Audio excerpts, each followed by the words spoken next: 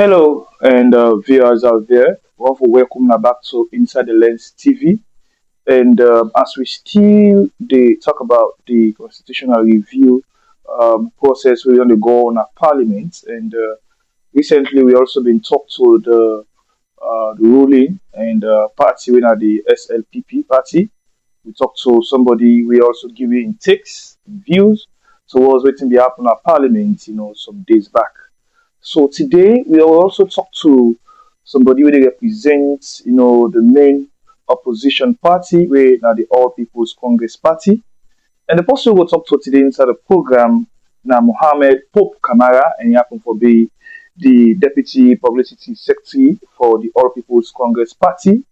And we can talk to him today in regards to the Constitutional Amendment Bill of 2025, will be happening at Parliament. We look at the parliamentary majority, how they look at, and as well as we will also look at and the boycotts where members of Parliament in boycott from the All People's Congress Party, and as well as we look at and what this mean to the democracy of the country. So this now we will talk about inside today's program. But first, I want for welcome we guest inside the program, Mohammed Pope Kamara. Mohammed, good day and welcome to Inside the Lens TV. Yeah, good day and plenty. Thank you for all getting me. First, let me start. The about the amendment bill in our parliament and still in the parliament. Of course, we see side quite recently. The Speaker of Parliament began a ruling, and later being get for further into the Supreme Court. So first, what's in this bill? What's in this bill mean to the people of Sierra Leone? No. Well, I just want to make you know say this particular bill emanated from the 2023 elections, where the government conduct and we see how through ECSL the people vote and the mandate was stolen away from them. And after that, as a party, we not be happy with the outcome and we challenge their outcome using democratic dictate by telling our members of parliament and our councillors to make them ensure so as them boycott governance. This warranted international and local moral guarantors them for bringing we together and we were taken to a place called Binchumani.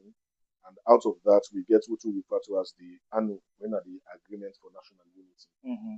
Inside the Agreement for National Unity, get resolution 3, we get for the tripartite, and tripartite be able to get 80 plus resolutions. Mm-hmm. And among those resolutions, one part the majority will be gets it gets for do with electoral reforms. So when it comes to electoral reforms, and also go out for go because they explain a lot about the tripartite Mm-hmm. and other things. Mm-hmm. So now in one hand, this bill. But whilst the moral guarantors, the international one in the camp, we are very clear that the government they continue for alter and falter the agreements they wouldn't get within the tripartite and the government they try for implement most of the resolutions the way they did in a very snail pace. So that they be make at a particular point in time, we decide back, say, well, let we stop for participating to governance because we see say the government no wants for respect, which we that agreed upon. So a point that some people refer to the document as a moral document. But forgetting that the constitution give and the president of the mandate for sign on behalf of government, and whenever the president sign, that thing they don't become law. And the president be signed, but when it comes to implementation, we will suffer a lot of snail pace movements and so on and so forth. So that one bill calls for make at least we get another boycott. But after that, when the moral guarantors they come, we all agree on certain terms and conditions. And inside those resolutions, I will tell you say one important will be getting we recommend the search and nomination committee so that the president not go just look at who I want to pick up for can be electoral commissioner, like how he pick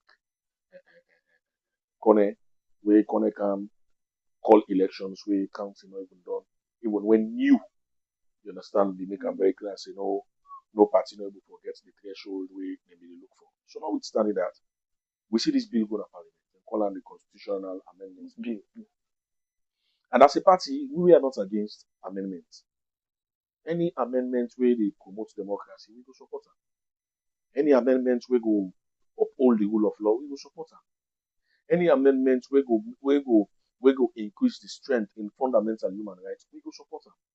When any amendment will violate the rights of people, we not go support them. Any amendment where they against the wishes and the cries of the people, we not go support them. Any amendment where they promote the dictates of democracy, we will not support. So this bill was brought to Parliament. In the first place, we participated because in its entirety, the bill not bad.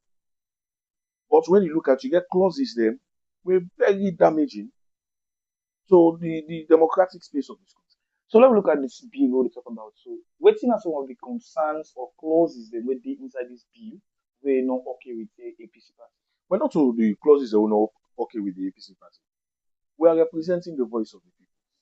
When you look at our ideology built on what we refer to as constructive nationalism, where they represent the grassroots. And whatever we speak the minds of the grassroots. Whatever we speak the cries of the grassroots. And the grassroots we are very much clear that let us just respect what is enshrined in the 1991 Constitution.